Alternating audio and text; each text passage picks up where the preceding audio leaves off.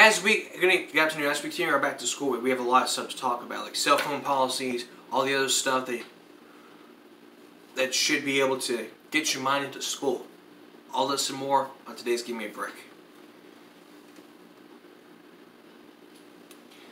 As we continue our back to school week, we have a lot of stuff to talk about, like cell phones. We already talked about skipping school. We're going to talk about the bullying in just a sec. I want to focus in now on the technology in our schools. Back then, all schools have been allowed to use technology. Sometimes it wasn't allowed back then. For a reason we'll explain right now, it's because of the distraction in the educational process.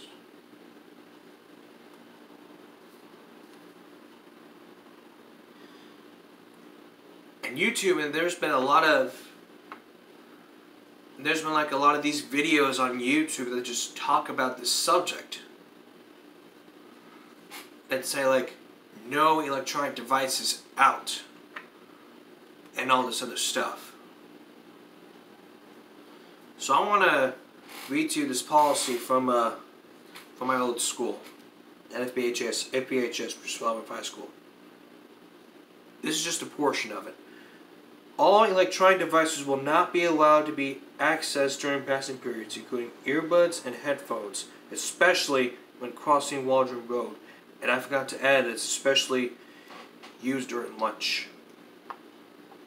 Back then we were allowed to use it during lunch and passing periods, but now they changed it to only if you want to use the device, you have the teacher's permission. Simple.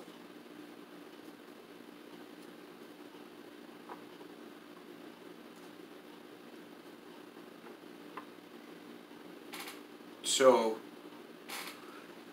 when you look at this policy right here, you expect your children to follow it. And you should.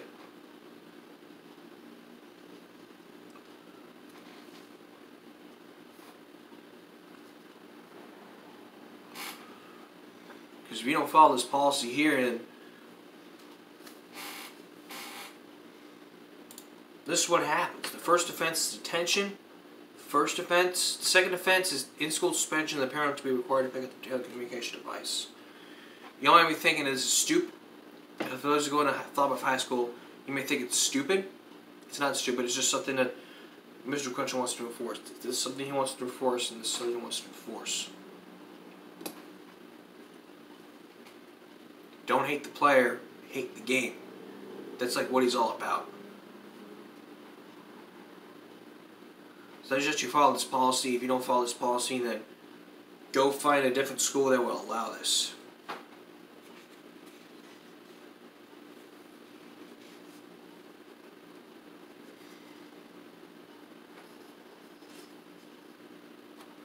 If you want to find out more about this policy, I'll leave a link in the description below.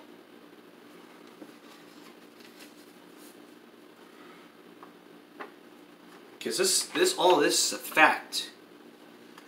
And the other reason is, according to Data Collective over the past years, personal telecommunication devices hindered our ability to effectively communicate with students during critical times.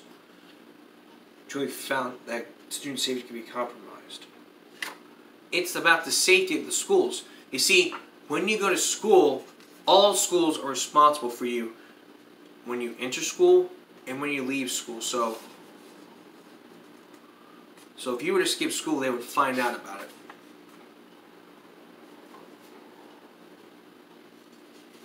So this is something Mr. Crenshaw wants to enforce, and this is something Mr. Crenshaw wants to enforce. Don't hate the player, hate the game. That's like what he's all about. And the curious thing is, this policy was out in the 2018-2019 school year. If it becomes the same thing over and over again, I figured that you'd be teaching the kids that you're not allowed to use electronic devices in school, period, without the teacher's permission.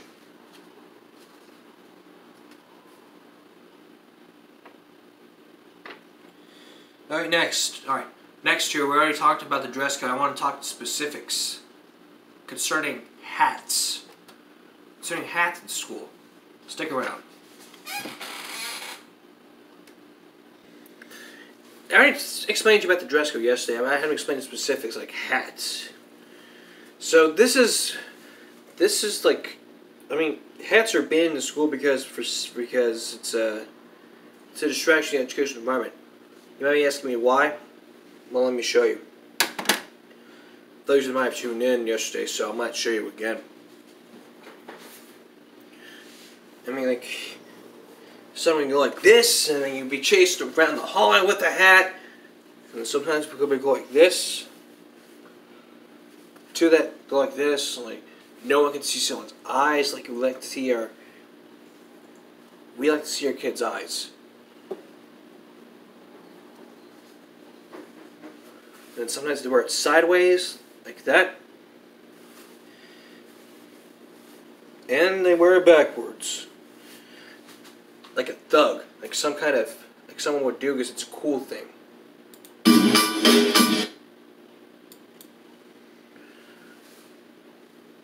So that's why it's a distraction to the educational environment, because these are things that are distractions. So the bottom line is, don't be wearing hats.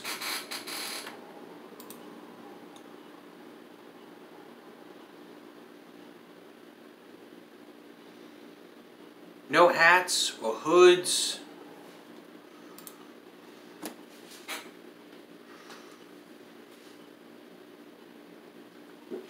No hats, hoods.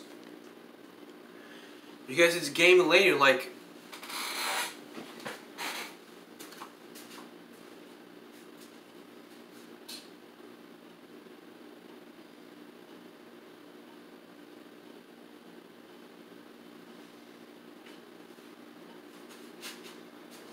hang on a second.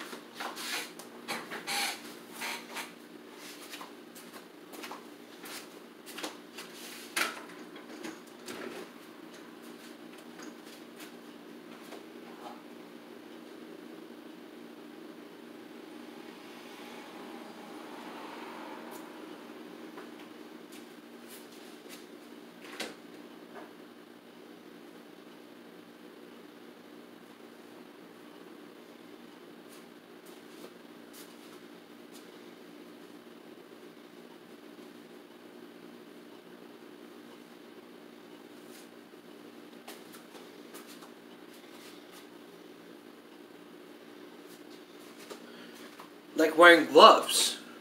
You see? Look at this. Hats and gloves mix because they're gang related.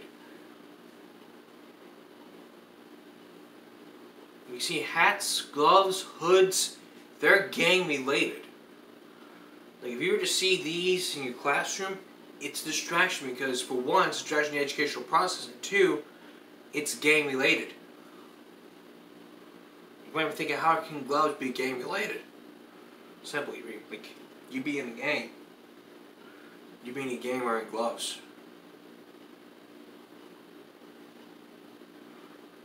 Some people might say, no, I'm not taking it off. And then people might be afraid of germs that they can't contaminate with.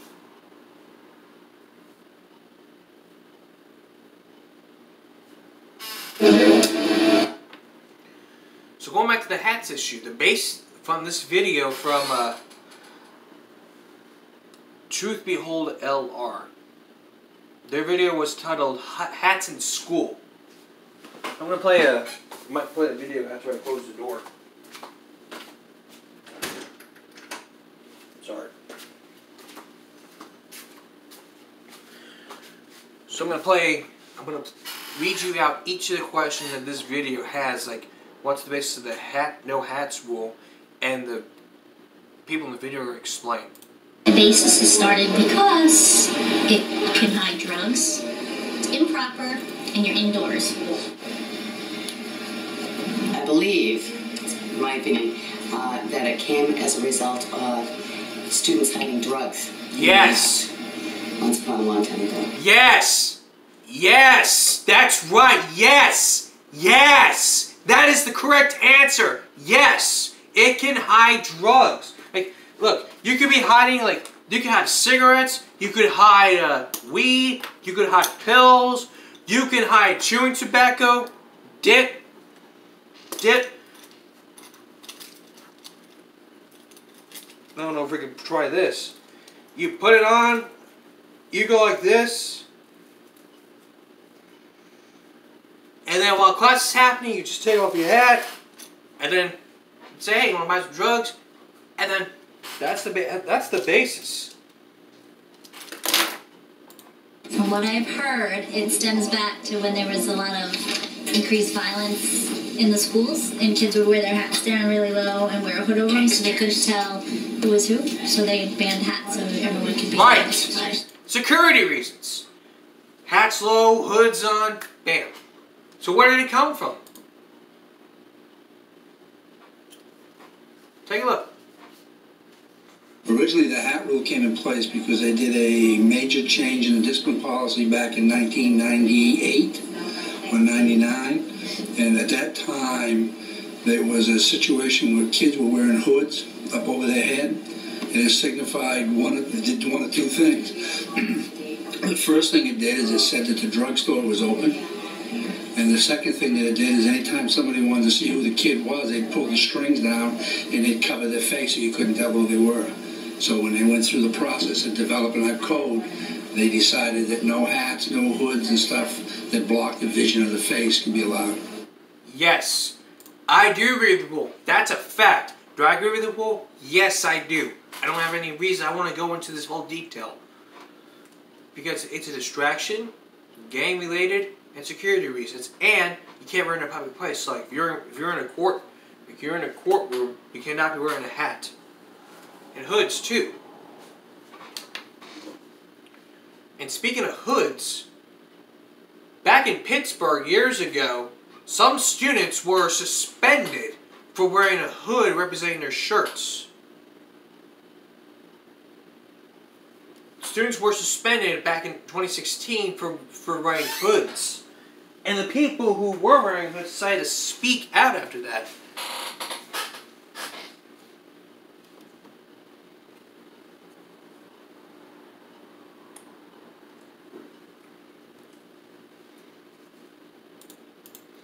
But I'll play you a portion or the whole video.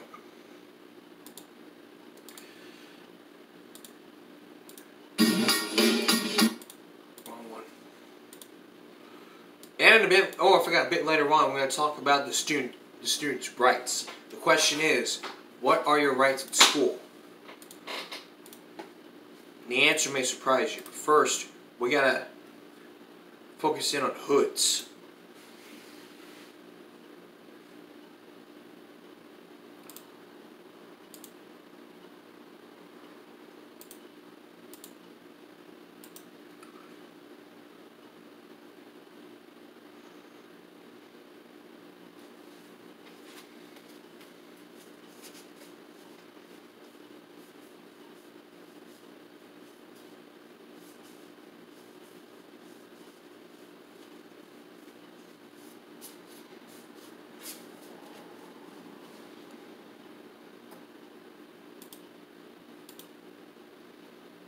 Students are speaking out tonight after dozens were suspended for wearing hoodies to school. Dozens, like 12 dozen students were suspended for wearing hoodies.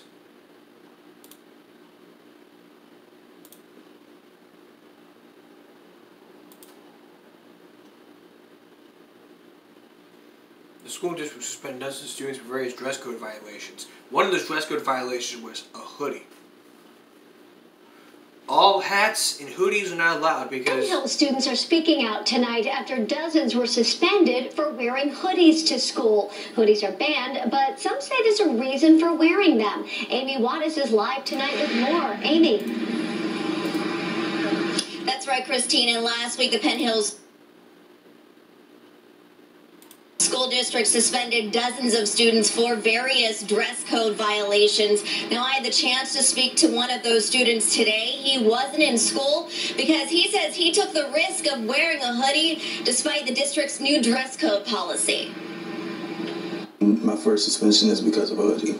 This is the hoodie that got 18-year-old Chris Dixon suspended from school on Friday. supporting the school, and you get suspended for supporting the school. Dixon is a senior at Penn Hills High School. Friday was just a regular morning in class, and they called a bunch of students down to talk to us in the cafeteria and suspended us for a dress code violation, and the majority of us was because of hoodies. The school district implemented the policy for the 2016-2017 school year for... So this was back in 2016-2017 school year, which said, quote, beginning the 2016-17 school year, hoodie garments will not be permitted to be worn in grades pre-K through 12 during the school day.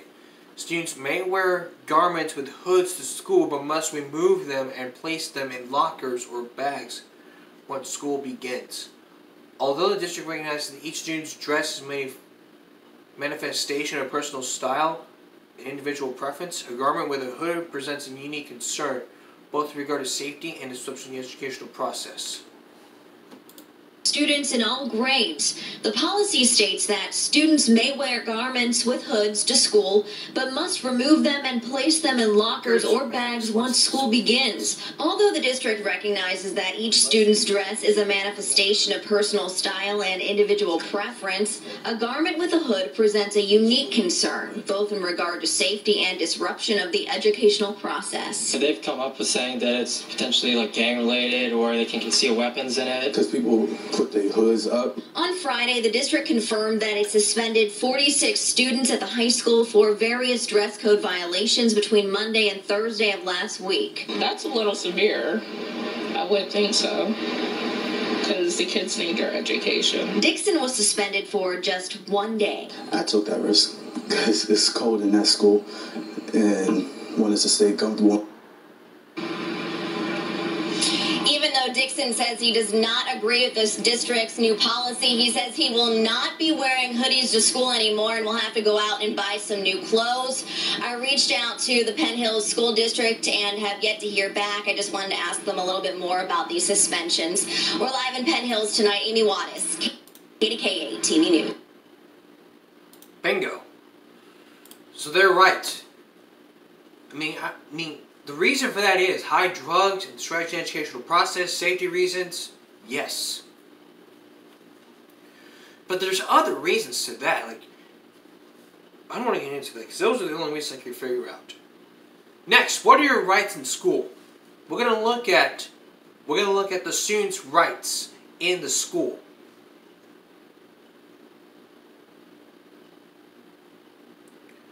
And we're also going to look at the Supreme Court rulings concerning student rights to freedom of speech, to privacy, and press, whatever your opinion is, from the Supreme Court. We're going to look at all this after the break. So it's back to school. We're focusing on some school topics that have to do with the education. Let's face it, I am trying to tell you that everything that you do distracts the educational environment. A bit later on, I think we'll be talking about some discipline our schools. Right now, I want to talk to you about the 17 things you need to know about students' rights for everything. Because let's face it, I mean, everyone has rights, but you do not have the right to break the rules if you don't want to. Nobody has the right to break the rules. Let's look at these 17.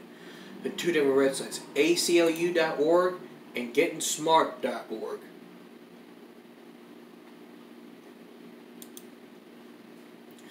So the first one is speech rights. This goes back to the case of the Supreme Court back in 1969. They challenged the school district's decision to suspend 3 students wearing armbands to protest the Vietnam War. But the court declared that students and teachers do not shed their constitutional rights to freedom of speech or expression in school. Okay, that's why we have the Constitution. The Constitution states that they have the right to the First Amendment. The First Amendment ensures that students cannot be punished for exercising free speech rights, even if school administrators don't approve of what they're saying.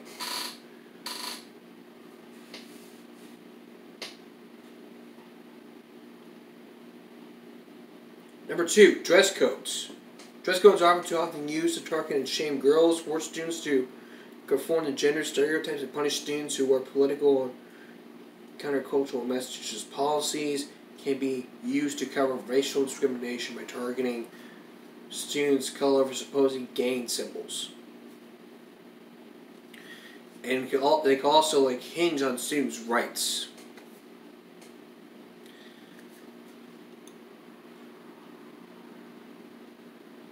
Three, immigrant rights. Schools cannot discriminate against students on the basis of race, color, national origin. Undocumented children cannot be denied the right to free public education. And last year, the ACL sued several school districts requiring families to prove their immigration status in order to enroll their children in school. Number 4 is disability rights. Public schools are prohibited by federal law from discriminating against people with disabilities. They cannot deny them equal access to academic courses, field trips, extracurricular activities, school technology, and health services. Sometimes educators, schools, administrators discriminate by refusing to meet necessary medical accommodations, and by ignoring harassment and bullying, failing to train staff for federal laws. Number 5, the LGBT rights. Bullying the LGBT students can be persuasive at all schools, and it is too often ignored and encouraged by the schools themselves. LGBT students have a right to be who they say they are, express themselves at school. Students have the right to be out of the closet at school, and schools cannot skirt the responsibility to create a safe learning environment and address incidents of harassment. And are not allowed to threaten to out students of their families overlook bullying. And number 6, pregnancy discrimination. Since Title VI of the federal law regarding sex discrimination in education was passed in 1972, schools have been prohibited from excluding pregnant students and students with children. Schools often push such students to drop out, making it impossible to complete classwork, preventing them from participating in extracurricular activities, refusing to accommodate schedule adjustments, push them with unwarranted disciplinary actions. Denying these students education access to school activities and reasonable accommodations violates their rights.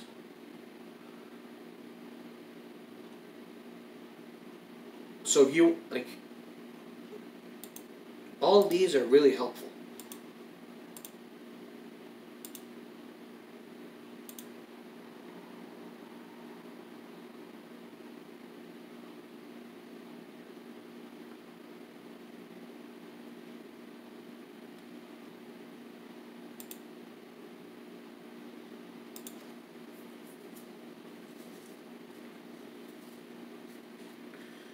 Number 1 is, also, number 7 is free expression.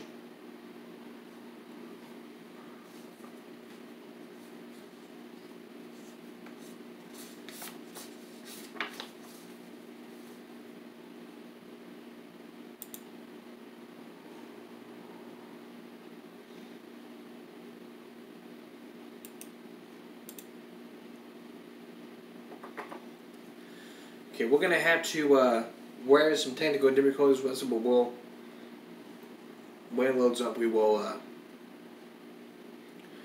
go back to that. Next here, some student disciplinary, some student disciplines.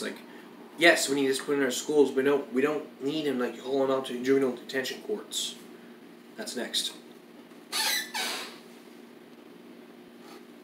Imagine going into the post office and seeing these crimes on those 10 most wanted flyers: classroom edition, bullying, doodling, throwing a tantrum. But bad behavior to be sure, but is it worthy of arrest at 5 years old? Everything listed are crimes that got kids handcuffed by police. Yes, we need law and order in our classrooms, but at what cost? Look, there is a lot of bad things happening in school. Guns, drugs, bullying. All these videos on the internet explain it. These classrooms run amok. So we have good reasons to have police officers on the beating hallways and classrooms all over the country. But have we gone too far? Let's case in point. Back in 2012, the 2 Texas girls that were in the news were getting spanked. One of them was caught cheating by a male administrator. So the male administrator decided to give corporal punishment. But here's the catch. The principal wanted to get rid of the same-sex policy. But the school board decided not. I think the school board decided not to change that. So probably in the end, they decided to not to keep the same-sex policy. And the parents of the 2 girls, the parents of the student who got spanked said she would be there.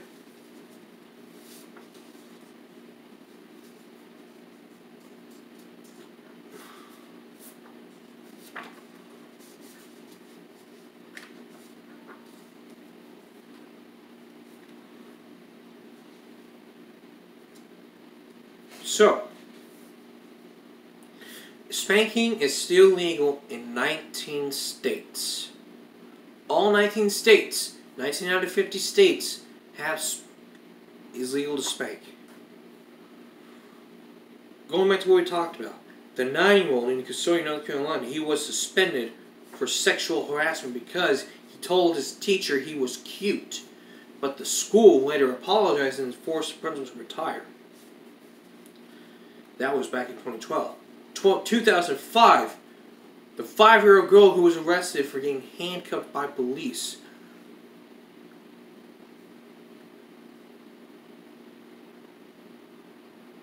Like, how can this be? Advocates say the combination of cops and kids in the classrooms having like all kinds of consequences. Some of them so ridiculous. You just can't make this stuff up. Back when she was 12 years old, Alexis Camacho was arrested in New York City Middle School. She was searched, handcuffed, and taken away by 4 of New York's finest. I mean, she's now like in her adult years, but she and nerves were crying like it was yesterday. Doodling on a desk with an erasable marker, no less. She said she never been in a police station. She said she never was a graffiti artist. She didn't spray paint right over the walls like a thug.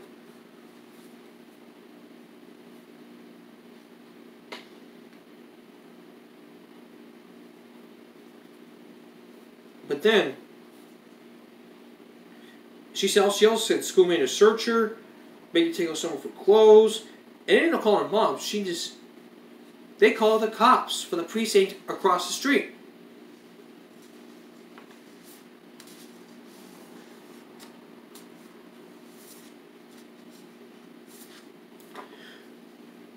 But most schools have a zero tolerance for graffiti. We talk about this on this show like it was vandalism. But it was like something really inexcusable, like illegal burping. We talked about this earlier in the show.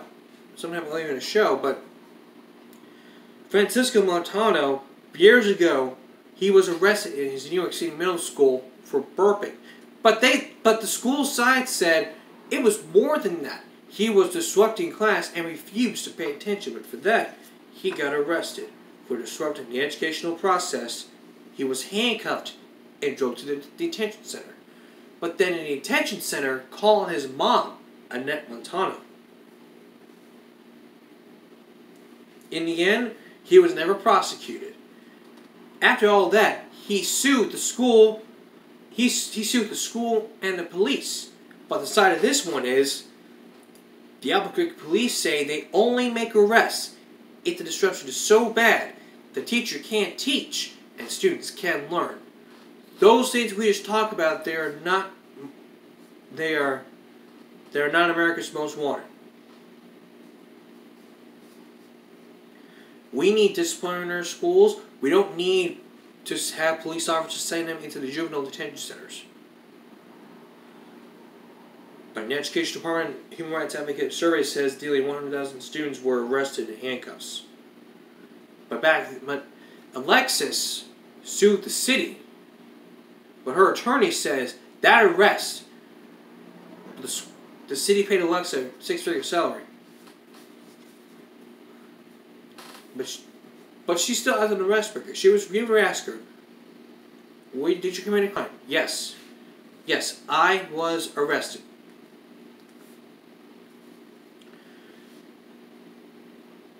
So the fact is, we need discipline in our schools, and we need police. Like, if you bring drugs to school, that's a serious issue. Now, let's go back to the thing we were talking about, to students' rights.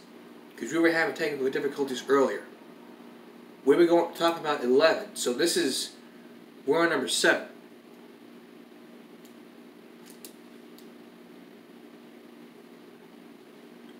Number 7 is just free expression.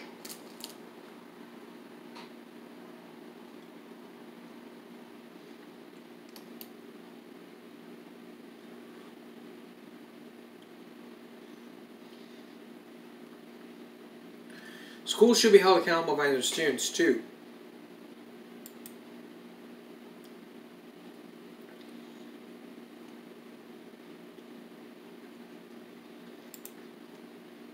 But we're not going to get into all of that. Number 8 is safety and well-being. 19% report bullying. 19% of students report being bullied in school. And 11% of youth will fight depression by the time. Due process. 200 students faced corporal punishment in 2006, like we talked about with the 2 girls. Personal learning. National ratio of school counselors like 478 to 1. Information and privacy, employability, and institutional agency. 10. Technology. It's a serious issue. We have smartphones and Instagram accounts mean high-speed internet and access.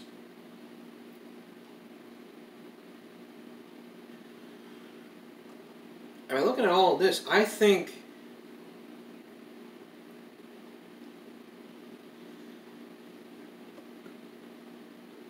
these are some good things we can agree on.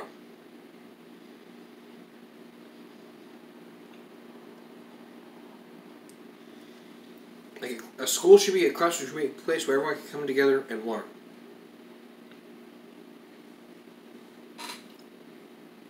Alright.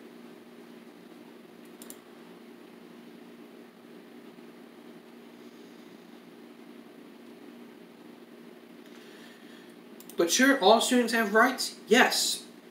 Every student should have rights. No one should argue there.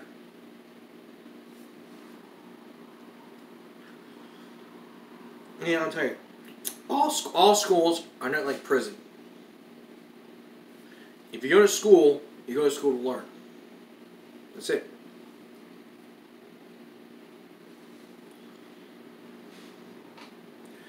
Okay, we're out of time here, so I'll be back in a moment with the preview of Fridays. Give me a break.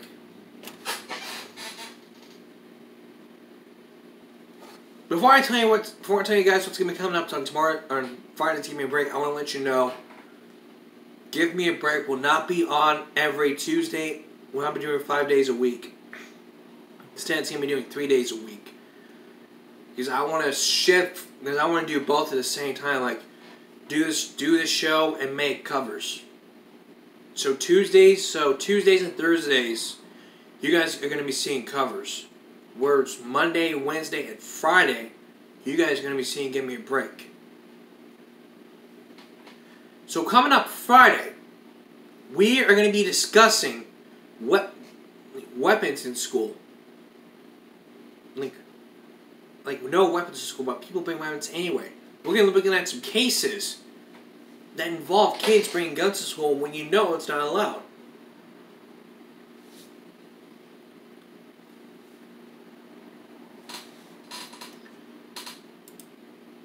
So be on the lookout for that on Friday. That's our report for tonight. Don't forget Friday's broadcast. Thank you for the privilege of your time. Until next time, America. I'll see you Friday.